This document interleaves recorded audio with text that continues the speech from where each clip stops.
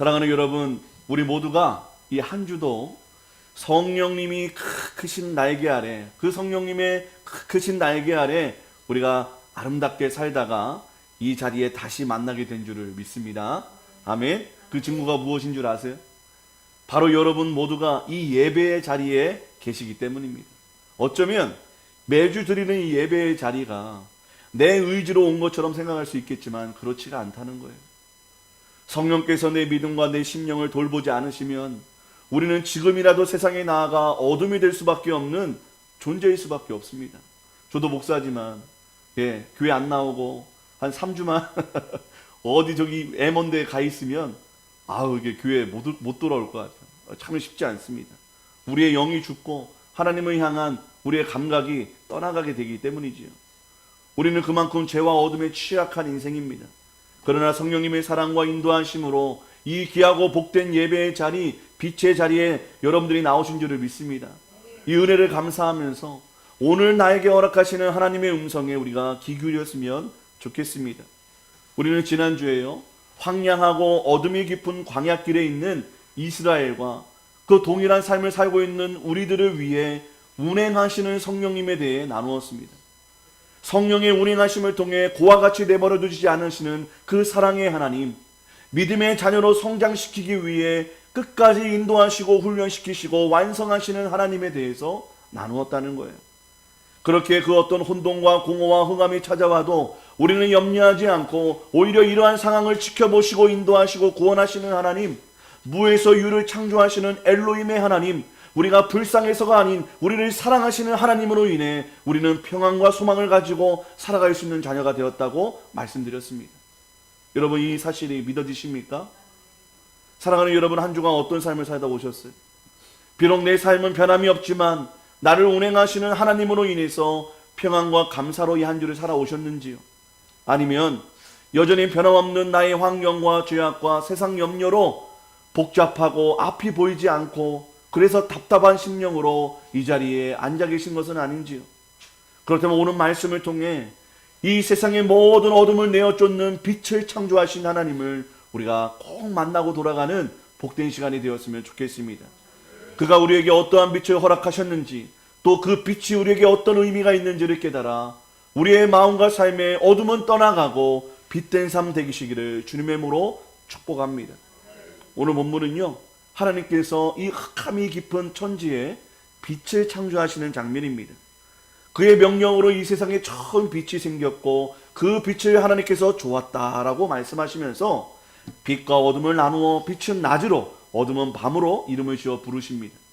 그리고 그날이 이 세상의 첫째 날이라고 명명하십니다. 사랑하는 여러분, 생각해 보셨으면 좋겠어요. 왜 하나님은 천지를 창조하시는 그 첫째 날에 이 빛을 허락하셨을까? 이 빛을 창조하셨을까? 자식은요, 자기가 좋아하는 것만 부모에게 원하지만 부모는 어떻습니까? 자식에게 가장 필요한 것을 주려 하는 것이 부모 아니겠습니까? 하나님도 그와 같으시다는 거예요. 가장 먼저 빛을 허락하신 이유는 바로 우리를 구원하시기 위해 빛을 허락하셨다는 것입니다. 우리 3절을 한 번 더 같이 읽도록 하겠습니다. 3절인데요, 시작. 하나님이 이르시되 빛이 있으라 하시니 빛이 있었고. 아멘. 여러분, 이 창세기가 누구를 위해 쓰여진 책이죠? 누구를 위해 쓰여진 책? 우리요.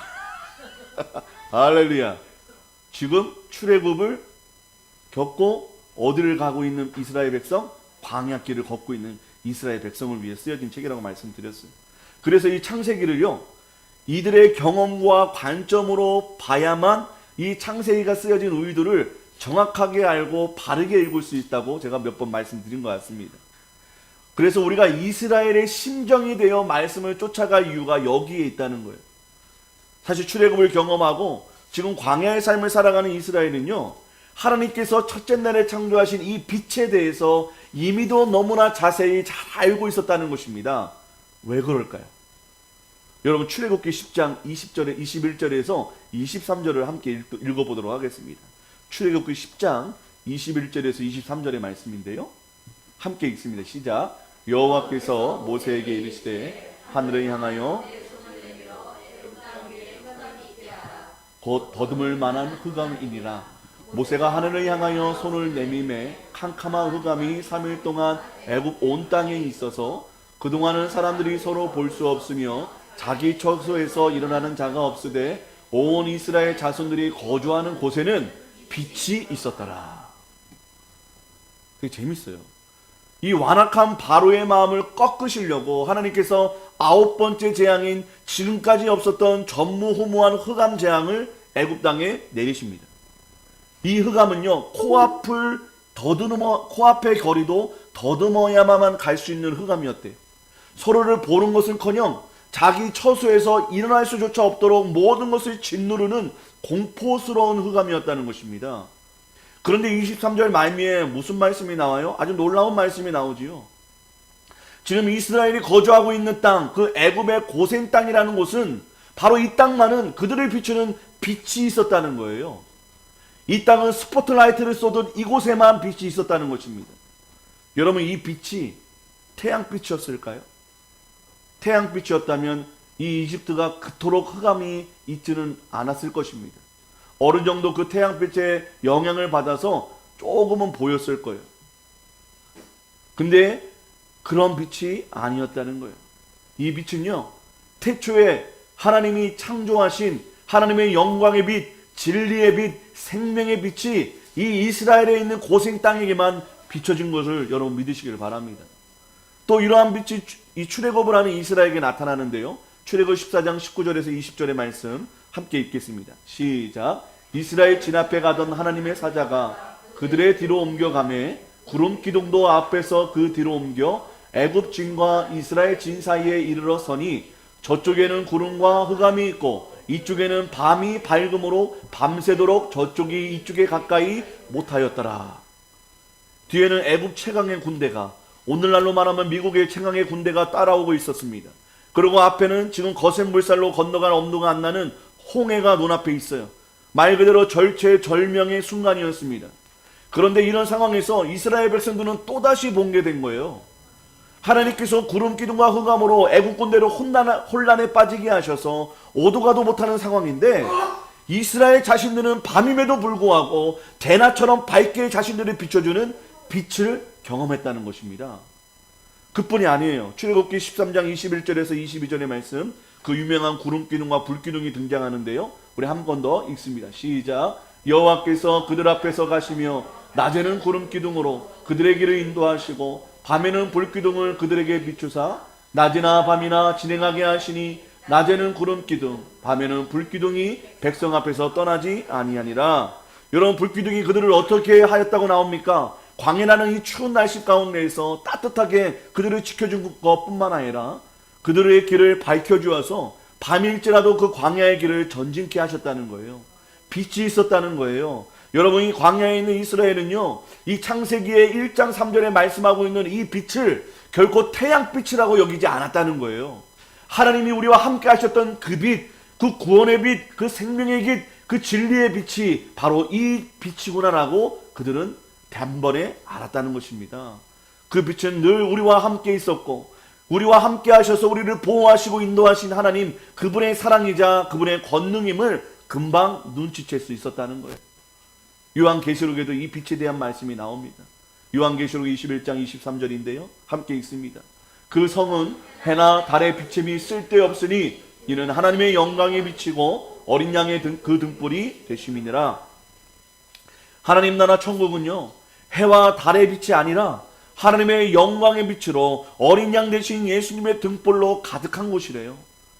그래요. 출애굽의 과정과 광야의 시간 동안 그들을 비추고 인도하였던 빛은 태양과 달의 빛이 아니었어요. 이 광명체들의 원조인 하나님의 영광의 빛이, 생명의 빛이, 구원의 빛이 그들과 함께 있었다는 것입니다. 이스라엘은요, 이 창세기에 창조된 빛에 대한 이야기를 들으면서 이 빛이 태양조차 압도하고 지배하는 하나님의 영광의 빛, 자신들을 인도한 등불의 빛, 자신들을 구원한 생명의 빛임을 생생하게 알고 확신케 되었을 것입니다. 여러분, 사울이 다메섹 도상에서 분명히 정오였어요. 해가 하늘의 정가운데 있었던 그 낮 가운데 그 해보다 더 강한 빛을 보고 눈이 멀어버립니다. 그 가운데 하나님의 음성을 듣게 됩니다. 태양빛을 능가하고 압도하는 하나님의 빛이 오늘 이 창세기 1장 3절에 창조되었다고 말씀하시는 거예요. 사랑하는 여러분, 우리 모두는요 빛이 필요합니다. 세상은 태양, 달뿐만 아니라 온갖 화려한 조명과 네온 사인으로 가득하여 밤임에도 불구하고 대낮같이 보입니다. 그러나 그 어느 때보다 우리의 심령과 삶은 짙은 흑암으로 고통받고 있는 세대가 바로 우리라는 거예요. 무엇이 진리인지 모르고 그리고 참인지 몰라서 다 자기 소견대로 사는 것이 이제 자랑처럼 되어버렸습니다.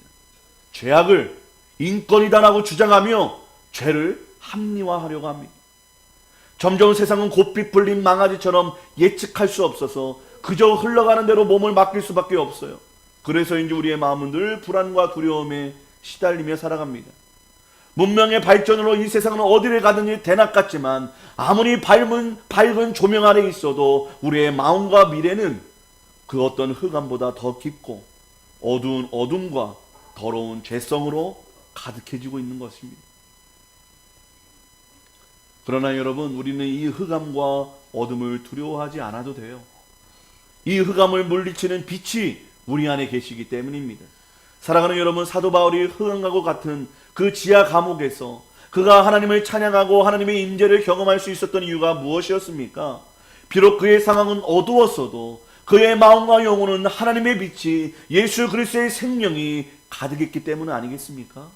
그 빛을 품고 의지했기 때문 아니겠습니까? 어둠과 흑암으로 혼란과 공허로 가득한 그곳에 가장 필요한 것은 다름 아닌 하나님의 영광의 빛, 생명의 빛, 구원의 빛인 줄을 믿으시기를 바랍니다. 이 빛을 세상에서 찾지 마세요.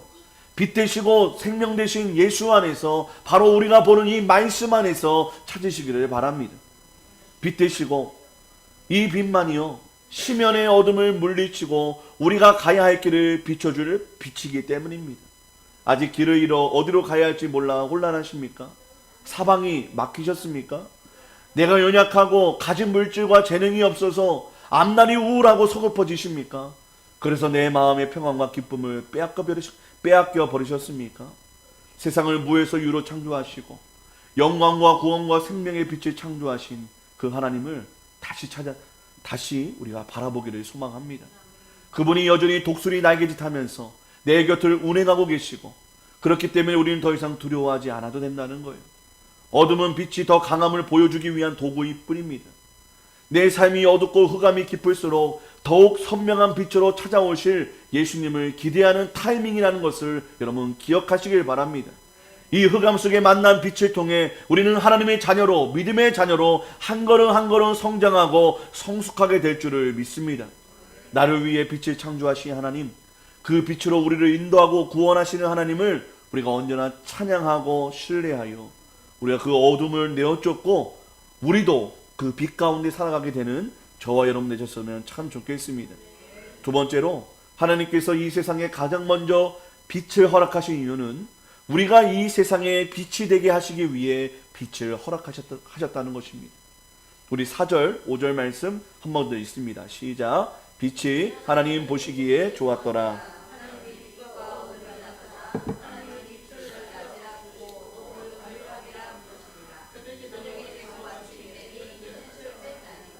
하나님께서 빛을 보시고 참 좋았다라고 말씀하십니다. 그리고 칭찬하고 축복하시는 거예요. 그러니까 우리가 어떤 일을 하면 참 좋다, 참 잘한다 그러면서 우리가 칭찬하고 축복하는 것처럼 하나님도 이 빛을 보시고 참 좋았다라고 칭찬하고 축복하십니다. 그리고 나서는 이 빛과 어둠을 나누셔요.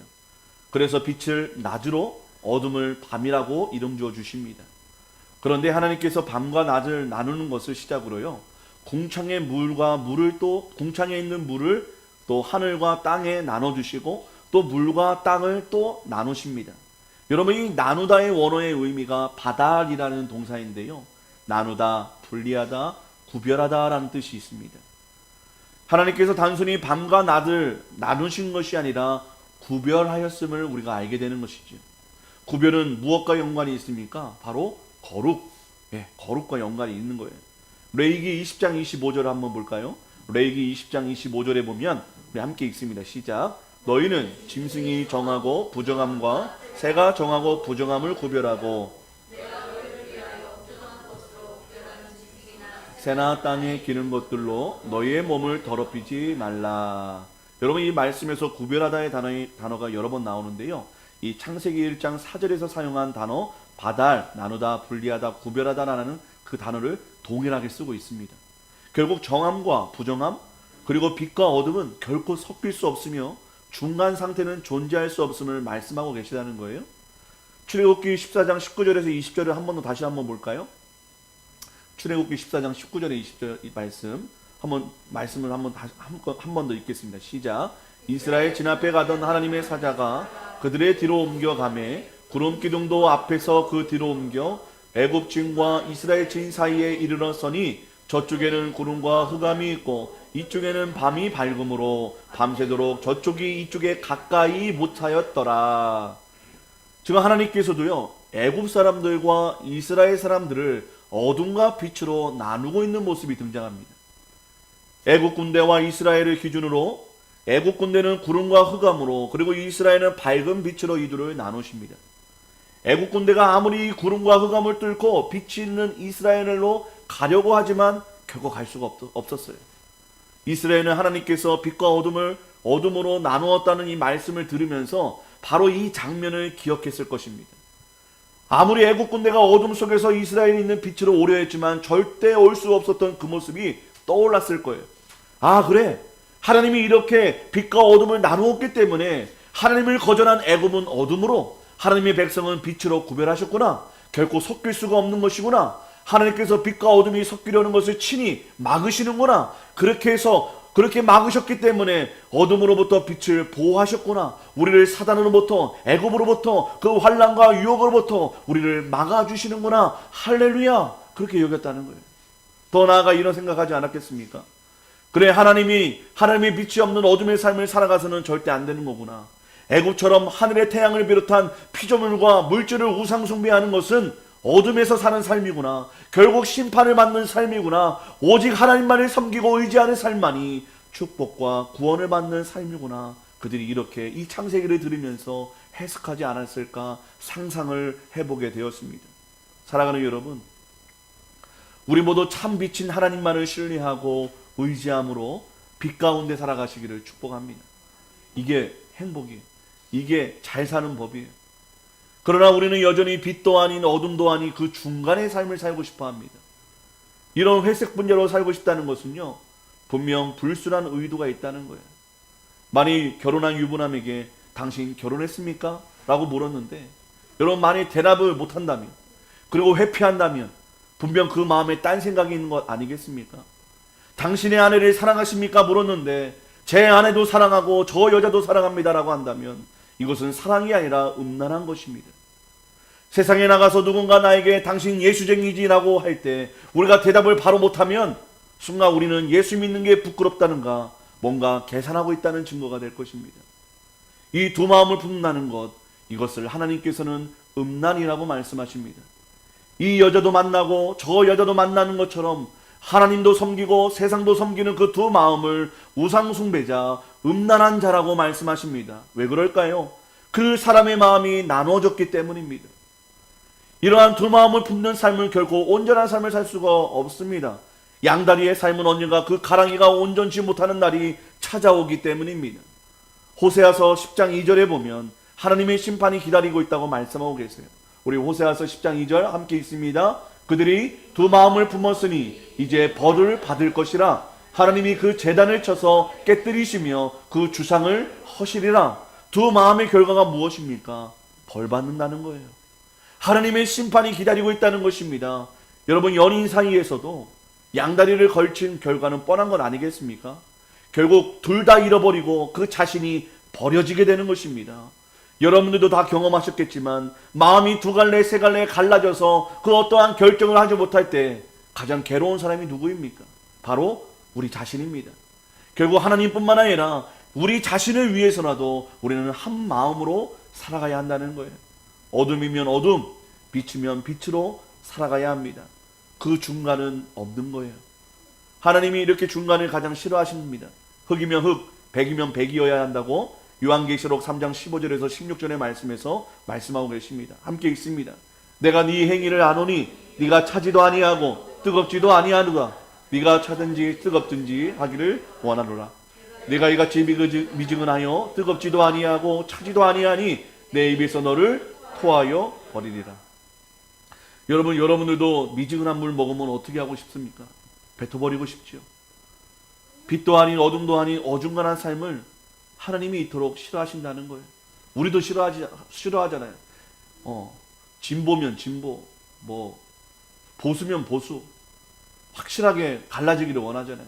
그래서 매일 싸움질만 하는데. 그래서일까요? 우리를 향해서도 회색 분자같이 살지 말고, 양다리 걸치지 말고, 빛이면 빛답게, 어둠이면 어둠답게 살라고 하나님이 우리에게도 여전히 말씀하고 계십니다. 우리 에베소서 5장 8절에서 12절, 11절 함께 읽습니다. 시작. 너희가 전에는 어둠이더니 이제는 주 안에서 빛이라. 빛의 자녀들처럼 행하라. 빛의 열매는 모든 착함과 의로움과 진실함에 있느니라. 주께 기쁘시게 할 것이 무엇인가 시험하여 보라. 너희는 열매 없는 이 어두움의 일에 참여하지 말고 도리어 책망하라 라고 말씀하십니다. 사랑하는 여러분, 우리도 이전에는 어둠이었어요. 그러나 이제는 주 안에서 빛의 자녀가 되었다고 선언해 주십니다. 우리가 진짜 빛이 되어서가 아니라 우리 안에 빛 대신 예수 그리스도가 계시기 때문입니다. 그의 영이 성령인 내 안에 빛나고 계시기 때문입니다. 어둠 속에 빈 유리봉은 아무 쓸모가 없지만 그 안에 촛불을 넣으면 그 안을 밝히는 등불이 되듯이 우리가 바로 예수의 빛으로 세상을 밝히는 또 하나의 작은 빛이 되었다라고 선포해 주시는 거예요. 우리 안에 빛이신 예수님이 내 안에 오시면 이러한 일들이 자연스럽게 일어나는 것입니다. 그러니 예수님을 마음에 밀어내지 마시고 여러분 영접하시길 바랍니다. 그러면 그 순간 우리는 어둠에서 빛이 된다는 것입니다. 사랑하는 여러분, 빛의 자녀가 있는 곳에는 사람이 모입니다. 서로 섬기고 나누고 서로를 높여주고 칭찬해주고 위로하기 때문이죠. 빛의 자녀는 소망과 믿음의 말을 하는 사람입니다. 같은 상황 속에서도 하나님의 섭리를 찾아내어서 감사의 제목을 고백하고 단순한 긍정의 힘이 아니라 말씀을 믿는 믿음으로 소망의 말을 선포하죠. 빛의 자녀는 남의 약점이 아니라 아픔을 보고 위로하고 도와주는 사람입니다. 단점이 아니라 장점을 찾아 사람을 세우는 사람입니다. 빛의 자녀는 복음이 영적 어둠과 죄악의 사슬을 끊어버리는 능력이 있음을 알기에 하나님을 떠난 자들에게 복음을 전하는 자들입니다. 빛의 자녀는 어둠이 찾아와도 오히려 이 어둠을 통해 내가 비침을 보여줄 수 있는 기회이기 때문에 낙심하지 않고 더욱 믿음의 기도와 소망의 찬양을 부르는 자들이라는 거예요. 여러분, 어둠이 찾아옵니까? 고난이 찾아오세요? 그 순간 기억하세요. 아, 내가 비침을 드러낼 찬스이구나. 사랑하는 여러분, 저와 여러분을 빛의 자녀로 부르셨습니다. 우리가 노력하여 빛이 된 것이 아니라 빛이 우리에게 임하여 우리가 빛의 자녀가 되었다고 말씀하십니다. 그 증거가 뭐예요? 여러분의 빛이라는 증거가 뭔지 아십니까? 내 안에 계신 성령님 때문에 이전에는 죄로 여기지 않았던 작은 죄악들조차 마음이 괴로워 회개하게 됩니다. 여전히 죄를 짓지만 이 죄에서 멀어지려 짓지 않으려 몸부림치고 자신의 연약함과 허물을 하나님께 맡기려고 합니다. 누군가 갈등과 문제가 생겼을 때 이전에는 남의 탓만 했고 남의 티끌만 보였는데 이제는 내 들보가 보이고 내 탓을 하게 되는 것이지. 이렇게 점점 죄악과 나에게서 멀어지고 거룩함과 연약한 영혼에게 가까워지는 삶을 살아가는 자, 그러한 사람들이 빛의 자녀인 줄을 믿습니다. 여러분들도 그러한 삶을 살고 계신 줄을 믿습니다. 왜냐하면 우리가 빛의 자녀가 되었기 때문입니다. 사랑하는 여러분, 하나님께서 우리를 죄악과 흑암에서 구원하시기 위해 빛을 허락하셨습니다. 빛을 비춰 주셨습니다. 이 빛은 그들이 질 수밖에 없는 태양빛과는 차원이 다른 영적인 빛입니다. 우리가 아무리 어둡고 깊은 지하에 있어도, 모든 것이 절망스러운 상황 속에 있어도, 인생의 끝인 죽음 앞에서도 우리의 마음을 평안케 하고 구원하는 능력이 바로 하나님의 빛인 것입니다. 이스라엘은 알았어요. 애굽이 섬기는 태양빛이 진짜 빛이 아닌 자신들을 비추어 주던 하나님의 빛이 진정 이 세상에 비침을 말입니다. 사랑하는 여러분, 여러분에게도 이 빛이 필요하지 않으십니까? 그 빛이 누구신지 아십니까? 바로 세상의 빛으로 오신 예수 그리스도이신 줄을 믿으시길 바랍니다. 우리 모두 세상의 참빛으로 오신 예수님을 내 마음에 영접하여 내 안에 깊은 어둠이 떠나가고 빛의 자녀로 살아가시기를 축복합니다. 또한 우리에게 빛을 허락하신 이유는 우리를 이 세상의 빛의 자녀로 살기 원하시기 때문입니다. 여러분, 어둠을 무서워하지 마시길 바랍니다. 하나님께서 애국 군대를 막아서고 보호하시듯 우리를 어둠으로부터 우리 인생을, 우리 가정을, 우리 교회를, 우리 직장을 보호해 주실 것입니다. 이 믿음을 부여잡고 어둠과 구별되어 빛의 자녀로 살아가시길 바랍니다. 하나님께서 우리를 빛이라 부르시지만 그러나 세상은요, 우리가 빛임을 알지 못해요. 똑같이 생겼거든요. 그러나 오직 착한 행실을 통해 우리가 빛임을 세상에 알게 될 것이라고 말씀하십니다. 마태복음 5장 16절 현대인 버전인데요, 함께 읽겠습니다. 시작. 이와 같이 너희의 빛을 사람들 앞에 비추게 하라. 그래서 사람들이 너희 착한 행실을 보고 하늘에 계신 너희 아버지를 찬양하게 하라. 빛된 우리의 착한 행실로 세상 사람들이 하나님이 살아계심을 알게 하고 찬양케 하라고 말씀하십니다. 사랑하는 여러분, 복음을 먼저 말하기 전에, 그들을 먼저 판단하기 전에 착한 행실로 어둠인 그들에게 빛을 비춰주시기를 바랍니다. 그럼 어둠이 떠나가고 참 빛이신 예수님을 그들이 먼저 영접하게 되는 구원의 역사가 가득하게 될 줄을 믿습니다. 한 이야기를 끝으로 말씀을 마치려고 합니다. 직장에 다니는 한 여성이 있었습니다. 근데 예수님을 믿는다는 이유로 동료들 사이에 많은 고통이 있었다고 합니다. 그래서 너무 괴로워서 신앙을 포기할까 하는 생각에 목사님에게 찾아갔다고 합니다. 상담하는 중에 목사님이 이런 질문을 하셨대요. 자매님은 어디에 등불을 두시나요? 그가 답변을 하지 못하고 우물쭈물하고 있는데 목사님이 이렇게 얘기했다고 합니다. 우리는 어두운 곳에 등불을 둡니다. 이처럼 하나님께서 자매님이야말로 하나님의 등불이기에 그 직장에 하나님의 빛으로 보내신 것은 아닐까요? 라고 이야기를 했대요. 이 상담 이후 그녀는 몇 주 후에 다른 여성들과 함께 목사님을 찾아왔다고 합니다. 그리고 이렇게 이야기했대요. 목사님, 이분은 오늘 예수님을 영접하기로 결심하셨습니다. 이분은 우리 직장에서 예수님을 믿기로 결심하신 분입니다. 라고 말했다고 합니다. 자신이 하나님이 보내신 빛임을 깨닫는 순간 그녀의 마음에도 어둠이 물러갔습니다. 그리고 자신을 힘들게만 했던 직장이야말로 하나님의 빛이 필요한 어둠이었음을 발견하고 그 어둠을 밝히는 빛이 되어 살아간 것입니다. 결국 하나님의 빛으로 인해 그녀 자신도 그리고 그녀의 직장도 어둠에서 빛으로 가득한 직장으로 변화된 것이지요. 우리도 그녀처럼 살아가야 하는 하나님이 보낸 빛이 아닐까요? 사랑하는 여러분, 여러분의 가정과 우리 교회와 여러분들의 직장에 등불이 필요하지 않으십니까? 그래서 빛을 보내달라고 기도하고 계신 것은 아닌가요? 저 사람만 없어지게 해달라고, 내 상황과 환경을 바꿔달라고 그렇게 기도하고 계시지 않으십니까? 그래서 내 삶이 좀 평안하고 편안해지기를 원하고 있지 않으세요?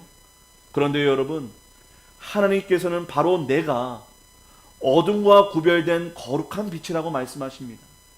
그렇다면 그곳이야말로 빛이 필요하기에 나를 보내신 것은 아닐까요? 하나님이 나를 빛이라고 여기시기에 우리를 그 자리에 보내신 것은 아닐까요? 내가 있는 그 자리에 하나님께서 나를 빛으로 보내셨음을 여러분 믿고 빛된 삶을 사시기를 축복합니다. 그렇다면 내가 있는 그 자리를 피하거나 불평하거나 원망하지 말고 어둠과 죄악이 가득한 그곳에 우리의 착한 행실로 하나님의 빛을 어둠에게 비춰주시기를 바랍니다. 그토록 해결되지 않을 것 같았던 어둠과 죄악이 떠나갈 것입니다. 우리의 착한 행실이 한 생명을 주님께로 인도하는 구원의 통로가 될 것입니다.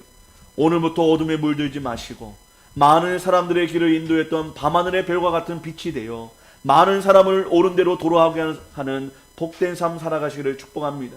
그래야 하나님께서 우리를 친히 높여주시고 하나님의 빛으로 영원히 빛나게 되는 저와 여러분 되시기를 주님의 이름으로 축원드립니다. 이 시간 말씀 기억하며 빛의 사자들이여 힘차게 찬양하겠습니다.